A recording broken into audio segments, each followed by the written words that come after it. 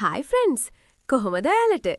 ඔන්න මම අදත් තව අලුත් ලස්සන කතාවක් ඔයාලට අරගෙන ආවා. මේක ටිකක් ශෘංගාරාත්මක කතාවක් නිසා පොඩි අයයි මේ වගේ කතාවලට අකමැති අයයි නම් බලන්න එපා. ඉතින් වැඩි කතා නැතුව අපි යමු අද කතාව බලන්න. තහනම් මායාව යනු විශ්වවිද්‍යාලයේ අධ්‍යයනය කරන තරුණ තරුණියන් 8 දෙනෙකුගේ ජීවිත වටා ගෙතන ශෘංගාරාත්මක නවකතාවකි. නදීෂා, සචිනි, අනුකී යන තුන් මිතුරියන් සහ රුවන්, අසංක, දිනුෂ, තරින්ද, ප්‍රියන් යන පස් මිතුරන්ගේ රහස් ජීවිතය ගැන ලියවුණ කොටස් 10කින් යුතු මෙම නවකතාවේ පළමු කොටස වෙත ඔබ සාදරයෙන් පිළිගනිමි. සීතල මානල් සුළඟ කැම්පස් ගොඩනැගිල්ල පුරා හමනවා. ශිෂ්‍යයන් කණ්ඩායම් ගොඩක් එහා මෙහා ඇවිදිනවා, කතා කරනවා, සිනාසෙනවා. අලුත් අධ්‍යාපන වර්ෂයේ ආරම්භ වෙලා සති කීපයක් වෙලා. හැමෝම තවමත් එකිනෙකා හඳුනා ගන්න කාලේ.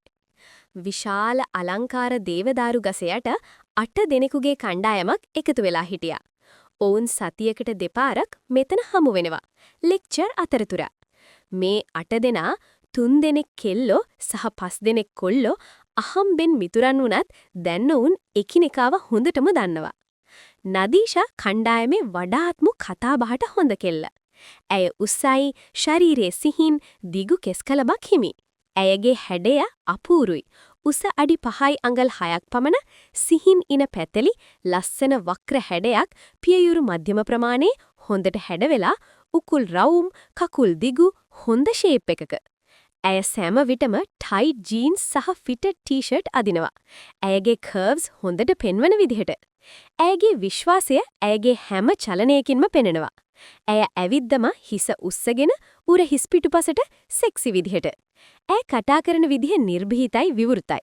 ඇය කිසිම දෙයකට බයක් නැහැ. ඇය Tamanගේ අදහස් විවෘතම කියනවා. අනේ මන්දා, අද ලෙක්චර් එක හරිම බෝරින්. මම සර් කතා කරද්දි මැරිලා වගේ හිටියා. නදීෂා කිව්වා hina වෙමින්. ඇගේ දීගු කකුල් දික් කරලා බිම වාඩි වෙනකොට. සචිනි ඇය අසල වාඩි වුණා. හැබැයි නදීෂාට වඩා හැකිතාක් වෙනස්. සචිනි ගම්මානෙන් ආපු කෙල්ලෙක්. කොළඹ ආපු පළමු වතාව. ඇය කෙටි, අඩි 5ක් පමණ. ඒත් ඇයගේ හැඩය අපූරුයි, කාමුක. වක්‍ර ශරීරයක්, හොඳින් හැඩ වූ, පියයුරු විශාල හොඳට හැඩ වෙලා, ඉන පැතලි, උකුල් පුළුල් රවුම්, කකුල් මහතයි. ඇයගේ සම ලා දුඹුරු පැහැයක්. ඇයගේ මුහුණ සරලයි ඒත් හරිම ලස්සනයි. විශාල දුඹුරු ඇස්, කුඩා නාසය, සම්පූර්ණ තොල්. ඇය සෑම විටම සරල ෆ්‍රොක් හෝ ලොං ස්කර්ට් එකක් සහ බ්ලවුස් අදිනවා. ඇයගේ කොණ්ඩේ දිගයි, බොහෝ විට තද ගැටක් බැඳලා. ඇය හැම විටම හිස පහත් කරලා හිමිහිට කතා කරනවා. ඇයගේ ලැජ්ජාව ඇයගේ සෑම චලනයකින්ම පෙනෙනවා. ඇයගේ සෙක්සි බොඩි එක ඇයගේ සරල ඇඳුම් වලින් හංගන්න බැරි වෙනවා. ඇය ඇවිද්දම ඇයගේ හැඩය චලනය වෙනවා, කොල්ලෝ හැමෝම බලනවා. ඒත් සචිනි එය නොදන්නවා වගේ හැසිරෙනවා. ඇය Tamanගේ ක්ලීන් ඉමේජ් එක තබා ගන්නවා. "ඔව්, මටත් ටිකක් අමාරුයි වුණා කොන්සන්ට්‍රේට් කරන්න." සචිනි හිමිහිට කිව්වා. තුන්වන කෙල්ල අනුකී. ඇය මධ්‍යම උසක්, අඩි 5යි අඟල් 3ක් පමණ. හොඳ හැඩයක්. පියයුරු විශාල, හොඳට හැඩ වෙලා, ඉන සිහින්, උකුල් හොඳ ෂේප් එකක, කකුල් මධ්‍යම ප්‍රමාණේ. ඇයගේ සම ලා පැහැයක්. ඇයගේ කොණ්ඩේ කෙටි, උරහිස් දක්වා. ඇය ජීන්ස් සහ නයිස් টොප්ස් අදිනවා. හැබැයි නදීෂා තරම් ඕපන් නෙමේ. ඇය බුද්ධිමත්, තීනු, හැබැයි සුහද කෙනෙක්. ඇය නදීෂාගේ ඕපන් ස්වභාවය බැලන්ස් කරනවා සචිනිගේ ලැජ්ජාව එක්ක. "අනේ නදීෂා, ඔයා හැමදාම එහෙමනේ. පොඩ්ඩක් සීරියස් වෙන්න."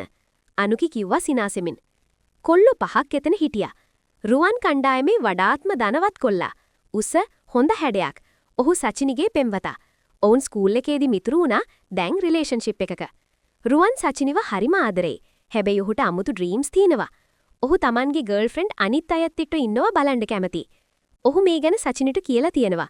ඇය ඔහු ආදරේ නිසා ඔහුගේ ඩ්‍රීම්ස් ෆුල්ෆිල් කරන්න කැමතිලලා. ඒත් මේක සීක්‍රට් එකක්. කවුරුත් දන්නේ නැහැ. අසංක කණ්ඩායමේ ලීඩර් වගේ. ඔහු හරිම කොන්ෆිඩන්ට්. කතාබහට හොඳ, හැමෝම ඔහු කැමති. දිනුෂ කලාකරු ස්වභාවයක් ඇති නිහඬ කොල්ලෙක්. ඔහු චිත්‍ර අඳින්න කැමති. තරින්ද විහිළුකාර කොල්ලා. හැම දෙයකටම hina වෙනවා. ප්‍රියන් ක්‍රීඩාලෝලී, ශක්තිමත්, ඇග හොඳින් පිරිපුන්. "මචෝ, අපි මේ සතියන්තේ කොහේ හරි යමුද?" අසංක කිව්වා. "කොළඹම ඉන්න එපා වෙලා. අපි කඳුකරේට යමු." "හොඳ අයිඩියා මචන්." ප්‍රියන් එකග වුණා. "අපිට රිලැක්සේෂන් එකක් ඕනේ." අපි හික්කඩුවට යමු. දිනුෂ සජෙෂන් එකක් දුන්නා. එතන හොඳ ලොජ් එකක් තියෙනවා. මගේ යාළුවෙක්ගේ. හැමෝම එකග වුණා. සචිනි බැලුවා රුවන් දෙස. මම ගෙදරට කියන්න ඕනේ. බබා මම කියන්නම්. ඔයාගේ අම්මට කියනවා මම බලාගන්නම් කියලා. රුවන් ඇයට සුහදව කිව්වා. සතියන්තේ ඔවුන් 8 දිනාම හික්කඩුව පැත්තට ගියා. දිනුෂගේ යාළුවගේ ලොජ් එක විශාල හොඳ තැනක්. කාමර 3ක්. කෙල්ලන්ට 1ක්, කොල්ලන්ට 2ක්. ඔවුන් පූල් එකට ගියා. එතන සෙල්ලම් කළා. ජලයේ. නදීෂා බිකිනි එකක් දාගෙන ආවා. ඇයගේ ශරීරය පැහැදිලිව පෙනුණා. සිහින් ඒත් සෙක්සි. සම්පූර්ණ හෙඩයක්. කොල්ලෝ හැමෝම බැලුවා ඇය දෙස. සචිනි වන් පීස් ස්විම් සූට් එකක් දාගෙන ආවා. ලැජ්ජාවෙන්. ඒත් ඇයගේ හැඩේ එකෙන් පැහැදිලිව පෙනුණා. වක්‍ර, සම්පූර්ණ, විශාල පියයුරු, පුළුල් ලුකුල්. ඇයගේ සෙක්සි බොඩි එක ස්විම් සූට් එකෙන් හංගන්න බැරි වුණා. කොල්ලෝ හැමෝම බැලුවා. ඒත් සචිනි හිස පහත් කරගෙන හිටියා. ලැජ්ජාවෙන්. බබා, ඔයා හරිම ලස්සනයි. රුවන් හිමිහිට කිව්වා ඇයට. සචිනි රතු වුණා. ස්තුතියි. අනුකිත් හොඳ ස්විම් සූට් එකක් දාගෙන හිටියා. ඇයගේ වක්‍ර හැඩය පෙන්වන. ඔවුන් පූල් එකේ සෙල්ලම් කළා. නදීෂා කොල්ලන්ට වෝටර් ස්ප්ලෑෂස් දුන්නා. විහිළු කිව්වා. ෆ්ලර්ට් කළා. සචිනි අයිනකට වෙලා හිටියා. රුවන් එක්ක. සවස වෙද්දී ඔවුන් ලොජ් එකට ආවා. රෑ කෑම හැදුවා එකට කෑවා. පසුව ඔවුන් එකට වාඩි වෙලා කතා කරන්න පටන් ගත්තා. කීප දෙනෙක් බියර් බීලා. මචෝ, අපි ට්‍රුත් ඔර් ඩෙයා සෙල්ලම් කරමු. නදීෂා සජෙෂන් එකක් දුන්නා. ඇයගේ ඇස් දිලිසෙනවා. හැමෝම එකඟ වුණා. ඔවුන් කවක් වගේ වාඩි වුණා. මම පළමුව. නදීෂා, ට්‍රුත් ඔර් ඩෙයා? ඩෙයා. තරින්ද එකපාර කිව්වා. හරි. ඔයා අනුකිව කිස් කරන්න ඕනේ. නදීෂා කිව්ව බෝල්ඩ් විදිහට. හැමෝම පුදුමයට. අනුකි රතු වුණා. නදීෂා, මොකද? එකපාර ඩෙයා එකක්නේ. නදීෂා සිනාසුණා. තරින්ද බැලුවා අනුකි දෙස. ඔයාට අවුලක් නැද්ද? අනුකි ටිකක් හිතලා හිස හදාගත්තා. තරින්ද ඇය ළඟට ගියා. ඇයව මදක් කිස් කළා. ඒ සිම්පල් කිස් එකක්. ඒත් හැමෝටම දැනුණා වාතාවරණය වෙනස් වෙනවා. සෙල්ලම දිගටම ගියා. නදීෂා ඩෙයාස් කීපයක් කළා. කොල්ලන්ව කිස් කිරීම, ලැප් එකේ වාඩිවීම. ඇය එහෙම දේවල් කළා බයක් නැතිව. සචිනි බැලුවා නදීෂා දෙස පුදුමයෙන්. ඇයට කොහොමද මෙහෙම ඕපන් වෙන්න පුළුවන්? ඇය සිතුවා. පසු අසං කැහුවා, "සචිනි, ට්‍රුත් ඔර් ඩෙයා?"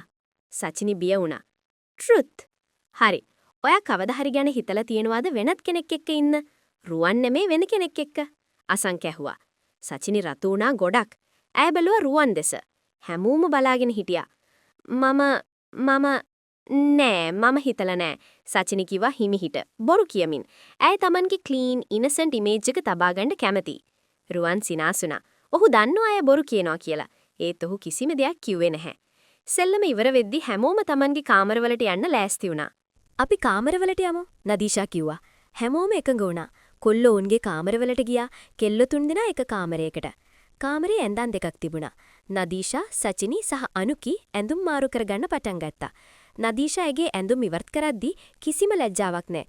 ඇය බ්‍රා සහ පැන්ටි විතරක් දාගෙන හිටියා. ඇයගේ සම්පූර්ණ සෙක්සි බොඩි එක පෙන්වනවා. සචිනි ලැජ්ජාවෙන් බැලුවා. ඇය ඉක්මනින් නයිටි එකක් දාගත්තා. ඇයගේ විශාල පියයුරු සහ වක්‍ර හැඩය නයිටි එකෙන් පෙනෙනවා. "සචිනි, ඔයාට කොහොමද එහෙම ලැජ්ජා වෙන්නේ? අපි කෙල්ලෝනේ." නදීෂා කිව්වා සිනාසෙමින්. මම පුරුදු වෙලා නෑ." සචිනි හිමිහිට කිව්වා. 3 දිනා ඇඳට ගියා. නදීෂා සහ අනුකි එක ඇඳක. සචිනි තව එකක. "සචිනි, ඔය ඇත්තටම රුවන් ගැන විතරක්ද හිතන්නේ? වෙනත් කෙනෙක් ගැන හිතලා නැද්ද?" අනුකි කුතුහලයෙන් ඇහුවා. සචිනි ටිකක් නිහඬ වුණා. ඇයට හිතුණා ඇත්ත කියන්න. ඒත් ඇයට බැහැ. ඇය තමන්ගේ සීක්‍රට් එක රකින්න ඕන. "නෑ, මම රුවන්ට විතරයි ආදරේ." ඇය කිව්වා. ඔයා හරිම ලෝයල්." අනුකි කිව්වා. පසුව නදීෂා කිව්වා, "අපි ටිකක් ෆන් එකක් ගමුද?" "මොකද?" අනුකි ඇහුවා. නදීෂා සිනාසුණා. ඇය අනුකි ළඟට ගියා. ඇයව කිස් කළා. එය සොෆ්ට් කිස් එකක්. සචිනි බැලුවා පුදුමෙන්. ඇගේ ඇස් විශාල වුණා. අනුකි රිස්පොන්ඩ් කළා. කිස් එකක් ආපසු දුන්නා. ඔවුන් දෙන්න එකට සතුටින් එකිනෙකාව එක්ස්ප්ලෝර් කරනවා. එකිනෙකාගේ ඇඟ අත ගන්නවා. "සචිනි, ඔයාත් එන්න." නදීෂා කිව්වා. සචිනි බිය වුණා. මට බෑ. ඔයාලා දෙන්න ඉන්න. මම බලාගෙන ඉන්නම්." ඇය කිව්වා හිමිහිට. "හරි බබා. ඔයාට කම්ෆර්ටබල් නැහැ නම් ඕකේ." නදීෂා කිව්වා. නදීෂා සහ අනුකි එකට වෙලාවක් ගත කළා. එකිනෙකාව ස්පර්ශ කරනවා, සිප ගන්නවා. මිහිරි අලුත් එක්ස්පීරියන්ස් එකක්. සචිනි බැලුවා වුන් දෙස. ඇගේ හිත වේගෙන් ගැහෙනවා. ඇයට දැනුණා යමක්. එක්සයිට්මන්ට්, කුතුහලය, උණුසුම් හැඟීමක්. ඇගේ හුස්ම ටිකක් වේගවත් වුණා. ඒත් ඇය ජොයින් වුණේ නැහැ. ඇය හිමිහිටම බලාගෙන හිටියා. ඇගේ අත් Tamanගේ ඇඟ යනවා නොදැනුවත්වම. පසු ඔවුන් දෙන්න වෙන් වුණා. හුස්ම හිර වෙනකන් සිනාසෙනවා. අනේ අපි මොනවද කළේ? අනුකි කිව්වා සිනාසෙමින්. අපි ෆන් එකක් ගත්තා. සචිනි, ඔයාට කොහොමද? ඔයා බලාගෙන හිටියද? සචිනි රතු වුණා. "ඔව් මම" ඈ කිව්වා හිමිහිට. "ඔයාට කැමති වුණාද?" නදීෂා ඇහුවා සිනාසෙමින්. සචිනි රතු වුණා ලැජ්ජාවෙන්. ඔවුන් තුන්දෙනා එකට නිදාගන්න ගියා. සචිනි නිදාගන්න බැරි වුණා. ඇයගේ හිත තුල ඒ දැක්ක දේවල් මැවී පේනවා. පස්සේ හැමෝම ගැඹුරු නිින්දේ ඉද්දි සචිනි සෙමෙන් නැගිටලා කාමරයෙන් එළියට ආවා. ඇය රුවන්ගේ කාමරයට ගියා. හිමිහිටම කවුරුත් අවදි නොවන විදියට. රුවන් අවදිව හිටියා බලාගෙන. ඔහු දැනගෙන හිටියා යයි කියලා. "බබා, ඔයා ආවද?" ඔහු හිමිහිට කිව්වා. ඇය ඔහු ළඟට ගියා. ඇදේ වාඩි වුණා. රුවන් ඇයව වැළඳගත්තා. "බබා, අද ඔයා හරිම ලස්සනයි. මම ඔයා දිහා බැලුවා පූල් එකේදී. හැම කෙනෙක්ම ඔයා දිහා බැලුවා." රුවන් කිව්වා ඇයගේ කනට. සචිනි රතු වුණා. "ඇත්තද?" "ඔව් බබා. ඔයාගේ බොඩි එක ඔයා දන්නවද? ඔයා කොච්චර සෙක්සිද?" රුවන් කිව්වා ඇයව තදින් වැළඳගෙන. "මට ලැජ්ජයි අයියේ." සචිනි හිමිහිට කිව්වා. "බබා, මට ඔයා ගැන අදහසක් තියෙනවා." රුවන් කිව්වා. "මොකද?" සචිනි ඇහුවා. "මට ඔයාව අනිත් අය එක්ක බලන්න ඕන." "ඔයා කැමතිද බබා?" රුවන් ඇහුවා. ඔහුගේ හඬ උණුසුම්. සචිනි ටිකක් හිතුවා. ඇය රුවන්ට හරිම ආදරේ. ඔහුගේ හැම ඩ්‍රීම් එකක්ම ෆුල්ෆිල් කරන්න ඇයට කැමතියි. "ඔයාට ඒක ඕන නම් මම try කරන්නම්." ඇය කිව්වා හිමිහිට. රුවන් සිනාසුණා. "බබා, ඔයා හරිම හොඳයි. ඒත් අපි සෙමෙන් යමු." ඔවුන් දෙන්න එකිනෙකා වැළඳගත්තා. සිප ගත්තා. රුවන් සචිනිගේ නයිටි එක සෙමෙන් නිහලට ගත්තා. ඇයගේ බොඩි එක ස්පර්ශ කළා. සචිනි ඔහුවත් ස්පර්ශ කළා. ඔවුන් දෙන්න එකට මොහොතක් ගත කළා. සෙමෙන් හිමිහිටම අනිත් කොල්ලොන්ට ඇහෙන්නේ නැති විදියට. පසු ඔවුන් එකිනෙකා වැළඳගෙන වැතිරිලා හිටියා. "බබා, අපි ඉස්සරහට තව දේවල් try කරමු. ඔයාට කැමති විදියට. මම ඔයාව බල කරන්නේ නැහැ." රුවන් කිව්වා. "මම දන්නවා අයියේ. ඔයා මට ආදරේ කියලා." සචිනි කිව්වා. "අද රෑ ඔයා නදීෂා අනුකි කරපුවා බැලුවද?" රුවන් ඇහුවා. සචිනි රතු වුණා. "ඔව්." "කොහොමද හිතුනේ?" රුවන් ඇහුවා. "එක ටිකක් වෙනස්. ඒත් මට යමක් දැනුණා." සචිනි කිව්වා හිමිහිට. රුවන් සිනාසුණා. "ඔයා කැවතිද එහෙම දේවල් වලට?" සචිනි ලැජ්ජා වුණා. මම දන්නේ නැහැ. සමහර විට." "බබා, අපි සෙමෙන් එක්ස්ප්ලෝර් කරමු. ඔයාට කැමති වෙන දේවල්. ඔයා රෙඩි වෙනකොට." රුවන් කිව්වා ඇයව සිප ගනිමින්. ඔවුන් තව ටිකක් එකට හිටලා සචිනි ආපස්සු Tamanගේ කාමරයට ගියා. කවුරුත් දැනගන්නේ නැටිව. තහනම් මායාව පළමු කොටස මෙතනින් නිමාවටපත් වෙනවා. දෙවන කොටසින් ඉක්මනින්ම හමුවෙමු. ඉතින් අද කතාව ඔයාලා එන්ජොයි කරන්න ඇති කියලා මම හිතනවා. මේ වගේ කතා තව බලන්න ආසනම් මගේ channel එක subscribe කරන්න වගේම වීඩියෝ එක like කරන්නත් අමතක කරන්න එපා. තවත් ලස්සන කතාවක් අරගෙන ආයි එන්නම්. එතකන් goodbye.